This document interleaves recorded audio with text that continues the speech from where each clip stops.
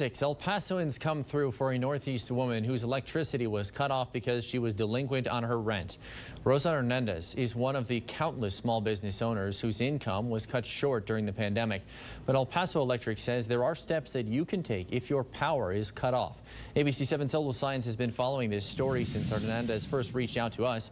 So we found out that despite Hernandez paying her rent, the power is still not back on. Why? Yeah, Eric, you know, Rosa Hernandez was ecstatic over the outpouring of help from folks who helped her pay her rent. She paid her rent, and of course, her enthusiasm deflated when she came home and discovered that she still has to sleep in the dark. Her refrigerator is not running, and she'll have to sleep with no air conditioning. We didn't expect to get the response we did. We're hoping for like around $1,000 or $1,200. Scott Lynch and others donated to a Facebook fundraiser to help Rosa Hernandez get her power back on. She was delinquent 2 months in her payment, unable to pay because her source of income was cut off due to the pandemic. As a result, the property manager cut the power off. Usually she pays her rent at GCU. I personally spoke to the property manager who assured me that once Hernandez paid her rent, the power would be turned back on. Now that property manager says power will be turned on Thursday.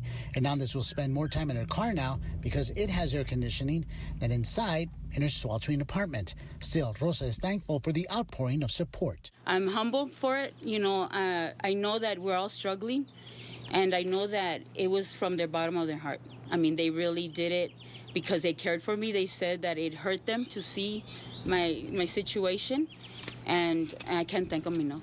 Lynch says the El Paso Renters Association encourages landlords and tenants to work together to find a payment plan, not to resort to tactics like these. According to El Paso Electric, it's not uncommon for utilities to be included in the rent. The property manager has one account for all the apartments in the complex and can ask for power to be interrupted from one unit.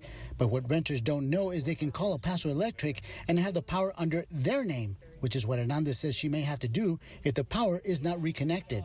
Lynch and those who donated were hoping for a different outcome. As we hear a lot of, I think, negative things in the news these days, so it's nice to have a feel-good story and see someone who is a small business owner, you know, baking cakes and suffering in times like this, to see her be able to get back on her feet. And I'm happy I was just the one to be able to hand her the check, you know. As for Rosa Hernandez, she says she'll wait until tomorrow to see if her power is back on before she plans her next move.